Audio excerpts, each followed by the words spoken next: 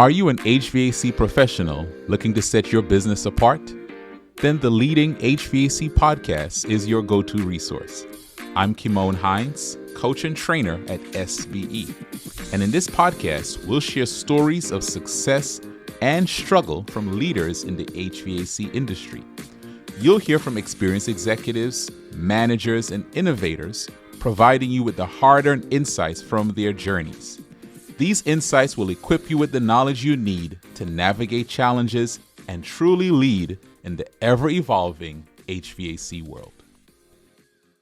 Welcome back to the Leading HVAC Podcast. I'm your host, Kimon Hines, and I'm super excited to have a guest today, someone that I've been working with closely, and I can't wait for you to hear some of the insights from his story. Before we get into today's episode, I do want to remind you, make sure you subscribe to this podcast. If you're watching it on YouTube, subscribe on YouTube. If you're listening to it on Spotify or Apple Podcasts, make sure you subscribe. And do us one more favor. Would you leave us a rating and a review on those podcasting platforms? It will help others to find it. Today, our guest is Adam Geerts from Geerts Plumbing and Heating. Adam, welcome to the podcast. Thank you. Glad to be part of it. Yeah. Adam is one of our most faithful listeners, so it's also good to have someone who listens and watches the podcast be a guest on the podcast. But Adam, we wanted to share about your journey in the HVAC world, because I believe the journey that you've been on and even the work that you've been doing the last few years with us at SBE is something that other contractors would benefit from. So tell us, how did you get into the HVAC business? I was pretty much born into it. I don't know if I really had a choice. My grandpa did plumbing and heating, and then my dad did it as well. Started his own business in 1978. About 15 years ago, I bought him out. But yeah, it's kind of been a long journey, and I've tried to do a couple other things in my adult life and kept kind of coming back to this field. So, yeah. What was your first job in the HVAC? Like, I know it was your dad's business, but what was your first job? How old were you? And just kind of talk to us about that. When I was in high school, well, when I was a little kid, I'd go with my grandpa to some of the churches and we'd check the boilers daily. And then when I got in high school, then I worked for my dad and kind of worked in the shop, stuff like that. And then after that, the first jobs that I got to do kind of on my own and or with as a lead would have been drain cleaning type projects. And then eventually moved into doing more of the plumbing jobs and HVAC. Nice. So you really started, as you said, you were born really into it. And as a kid, you were working in it. Now, at some point, you mentioned 15 years ago, you bought the company from your dad. But at what point did you get into leadership? Because I'm sure you were in a leadership role even before you purchased the company. At what point did you get into that leadership role? Yeah. So kind of a long story short, in high school, I hurt my knee in football and had several surgeries on it. And I was working for my dad and had to have knee surgery again. And the surgeon's like, maybe you should find a different line of work, something that's not so hard on it. So then I went and worked for a wholesale distribution company, and I was HVAC manager for them for a few years, but really missed the family business, I guess, and kind of came back again. Started as operations manager when I came back, and then a couple years into that is when we did the buyout. So it's kind of been probably the last 17 years or so been in some sort of leadership role. Yeah. Now, I think one of the things that we don't talk enough about in the HVAC world is going from the role maybe as a tech or one of the hands-on roles to the leadership role. Was that a huge transition for you? And what were some of the obstacles you had to kind of overcome, or even the learning curve? Talk to us about that when you had to make that transition. Yeah, it was really very difficult because when you're in tech mode or install mode, it's a mental switch, I feel, that you have to make to move in and out of those roles.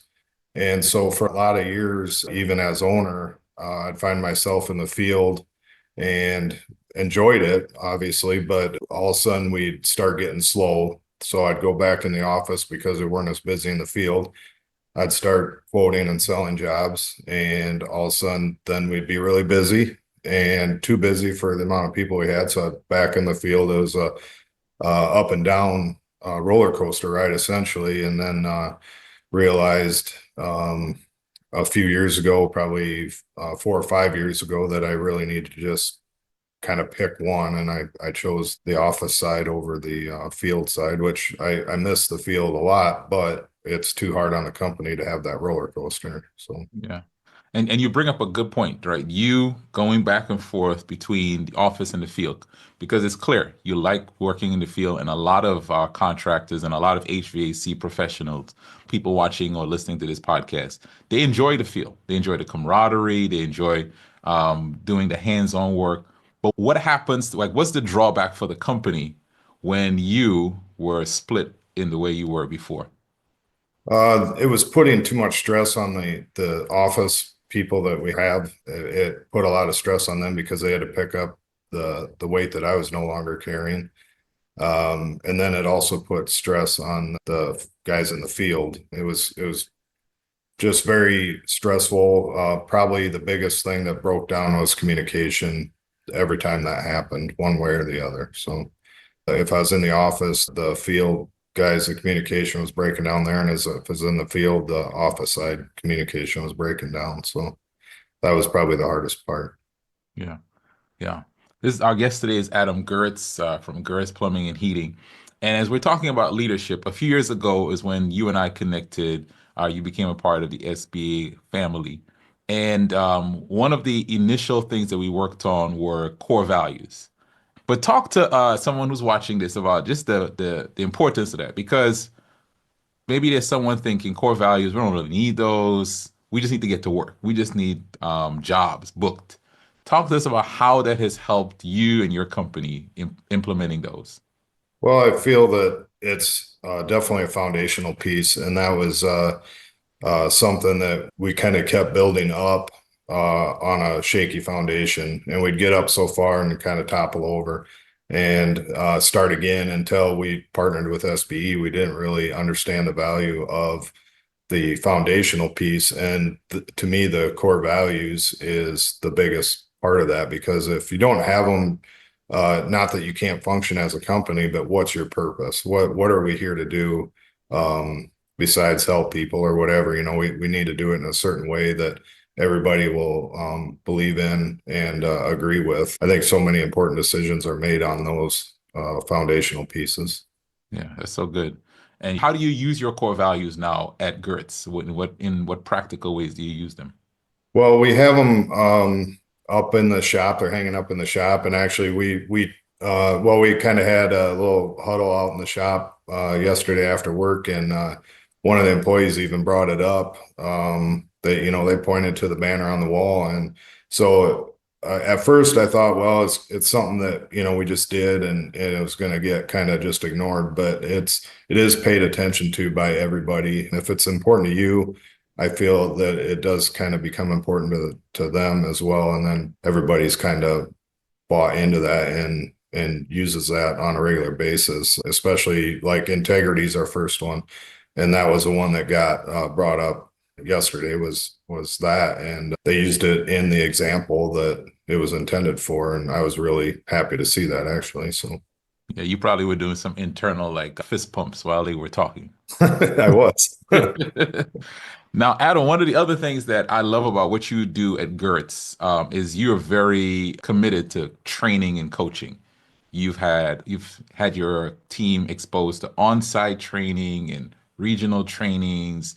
You come to any virtual training that we have that's available to you. Kind of talk to us about the value of coaching and training, external and even internal, how you've seen that help in your company. The biggest benefit to it is that it's a commonplace, common goal. Everybody's heading in the same direction. Prior to SBE, we'd get some outside sources here and there, but there was never any accountability with it. It would just kind of be one of those things where, it was easily to be ignored because they knew that without that accountability piece, it was going to get forgotten about or not talked about. And for myself, even that was one of the biggest things that I needed, because it seemed like I was always chasing the next best idea. And isn't such a thing without that accountability piece. So that's been the biggest asset that I've seen. Plus with SBE, I don't always have to be the one doing it or coming up with the ideas. They can be in the trusted tech or the CSR dispatch class, any of them. And I know that they're getting good value out of their time spent. Yeah. But Adam, as a pushback from someone, they may say, if I have my techs in training, that's a time when they're not out generating revenue. If I have my CSRs in training, that's time when they're not answering the phone. If I'm sending them to training, I have to spend money to send them there and invest in that and time away from work. What is your response to someone who would say to you that, that seems like a lot of expense for training? Yeah, it is, but the benefits far outweigh the expense. The CSR dispatch, if you can resolve a call with an upset customer in one phone call or quickly, that might have saved some reputation or saved a large expense one way or the other. The techs helping them know how to communicate with customers and show them what's going on with their system and be able to talk about it versus just going out and slapping a part on and calling it a day. Those things far outweigh that expense, in my opinion. Yeah, it's a good point. I think sometimes we only see the cost of something. We don't see the return. We don't look at it as an investment. We look at it as just an expense. And you make a good point that it comes back. It more than makes up for what you pay for it. So it's a great point. We've Um, Go ahead. we've seen that with happier customers, especially we can see it on the Google review side or wherever we can measure it, but we've seen that especially with happier customers. It's just a better way of doing business after they're trained and know how to handle those situations and or talk with customers. Yeah. You mentioned Google reviews, and that actually was one of the things I wanted to ask you. There was a particular time when you set a goal for your team. It was Google reviews. It was a particular date that they had to hit that, and then there was a payoff. Kind of talk to us about that because I think motivating our team, sometimes we need to have, goals that they go after and some reward. Kind of talk to us about that. I can't remember all the details. Maybe you do. Yeah, well, we're from a really small area, and I never really thought that they were important. The only time that I thought it mattered is if I went to a big city and I didn't know the area. But I was really surprised how much people really look at that and how much growth potential there is to either reach an outlying area and or attract a new customer right in your backyard. But yeah, so I wasn't fully on board with it because I didn't truly believe in the Google review impact. But so we did a contest, and I think it was if we basically had like 4 or 5 reviews forever. And so we had a contest that I think if we got to 60 reviews or something like that, then we'd do a nice catered in lunch and for the whole team. Anyway, they went out and kind of crushed that in a matter of a couple months. And then it went stagnant for a while, and so then I was more motivated to get more reviews, and so we're kind of running one right now. But a lot of them are that they're excited for it, and they're also asking for the review. We're not really using any like Bird Eye or anything currently, but they're just flat out asking for the review. They want to deliver 5-star service, and so they're asking for it, and the customers are happy to oblige. But I think they enjoy it because they get to see their name online if they're following it. We have a few guys that are really tracking it online and often ask, did I get a review from so and so, and they said they would or whatever. So they're kind of energized for it too. So Yeah, and that's a good word, energize, right? Like games, tracking, those things as a leader help to get your team going after a goal. And I think it's what the principle that I got from what you did is you set a goal, you didn't try to set 5 things. We're going to do 5 things. No, it's one thing. Everyone's working toward it. And there was a team celebration. There was a team reward at the end.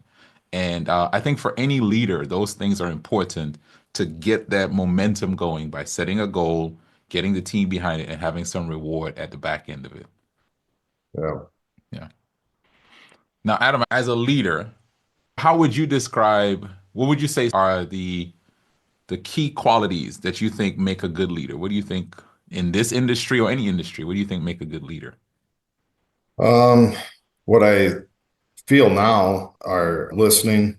To Mhm. me, that's been one of the biggest things. Before, it was always kind of the school of thought that I got brought up in was you'll do it this way and like it. And now I tend to listen quite a bit more, and I value the input from everybody on the team because there's a lot of times where I will think and think and think on a situation till where I've played out every scenario in my head, and okay, this is what we're gonna do, and then we'll have a meeting on it, and somebody will come up with a better idea that I spent hours or days thinking about. So once I started to recognize that, then I really value the input from everybody. So the meetings or huddles, we call them, but we have office and for the field people. So we're actually implementing more meetings, which I always thought were kind of a waste of time, but if they're valuable and to the point, whether they're long or short, whatever. But that's where I've seen the most impact from it is listening to the team members because they always have a different insight than what you have or what you thought about. Such a good point, right? Just knowing that there's more wisdom in the collective than in just you as an individual. So that's a great Yeah. point. And then the other thing would be, along with listening, is give them the freedom to make those choices. It doesn't always have to be my way or the company's way or whatever. It's let's see what you can do and we'll try it. If it doesn't work, we'll go back to the drawing board. So Was that a hard adjustment for you? Like, did you have to like consciously remind yourself, no, I'm gonna let the team kind of make this decision or whatever? How was that difficult for you? it was. I feel like now I find myself being more kind of just kind of point in the right direction, but I'll let you decide what direction that is from there. But it's allowed me to be a lot more positive than I used to be. I was always very negative and everything was, this isn't going to work or this isn't going to work or whatever. But now that we have kind of a team effort, team input, my attitude that way has changed quite a Awesome, bit. awesome, awesome. Adam, this is a great interview. We typically end our interview with the rapid fire questions. And maybe you've never heard these questions before, but I love to ask you these questions. And these are questions that you can just short answers, 30 seconds or less. So you let me know when you're ready. Okay, I'm ready. All right. First one is, what's the best business book or resource? It could be a podcast that you've read or listened to. The best one that I've read lately was Get a Grip. We really struggled with trying to have the huddles, and once I read that, that kind of cleared up a lot of why we didn't have effective meetings. So that one was the best one I've read in a while. Yeah. And just as a pause in the rapid fire, you mentioned meetings a couple of times, and I know some of us struggle with meetings. Meetings is almost like a curse word in some companies. Like, give us your secret, Adam. How have you started now embracing meetings and having them regularly and having them be effective? What's the secret? The secret was I got out of my own way because I was always afraid to. I didn't want to have them. I thought, it was me, kind of looking in the mirror. I was the issue with the meetings the whole time. Now it's like, once I saw the value in it and got out of my own way, it's like, all right, it's really not a bad word. We can do this and be more productive. Yeah. I guess it was the almost what we, kind of trumped it up to be made, okay, it's gonna be bigger than it is, or more difficult. And once you embraced it, yeah. For sure. Yeah. Yeah. All right, back to rapid fire. What's one thing you want to be better at as a leader in the next year? Um, Trusting my team and letting go of things that I don't have to have control of and or do. There's good people and places to kind of to run those tasks or whatever the case is, but just kind of let go more. Um, Nice, nice. All right, now number three. I think I know the answer to this. What do you do to de-stress? When you feel like quitting, or some top ways you enjoy life? Golf, Uh, anything, anything golf, watching, listening, playing, anything golf. yeah. Yeah, I remember that statement you said, I am where I'm needed, and a lot of times more, I want to be needed on the golf course. I think something like that. Yeah. Yeah. Yeah. All right, here's the last question. If you could go back in time to 15 years ago when you first, or maybe 17, whenever in that time frame when you first took on this role, what's one piece of advice you would have given to yourself when at that point? Trust the team. So a lot of the people that are still there have been with the company longer than me and have seen more than me, but trust the team and work as a team. It's not about one person, it's about a team and a kind of motivated goal heading in one direction, I guess. So It's great. Great advice for Adam 15 years ago. And it's actually great advice for Adam and all other contractors who are watching this. If you're a leader watching this, it's great advice to trust your team. So I just want to thank you all for watching this. Adam, thank you for being a guest today. Great insight. Thank you for sharing from your story and your expertise. thank you. Yeah. And for those of you watching, take this information, share it with someone, and continue to lead well. Thank you for listening to the Leading HVAC Podcast. If you would like to learn more about SBE, you can find us online at sbeodyssey.com. That's sbeodyssey.com. If you enjoyed today's episode, we would appreciate it if you would leave us a review on this podcasting platform. Thank you for tuning in, and we'll see you next time.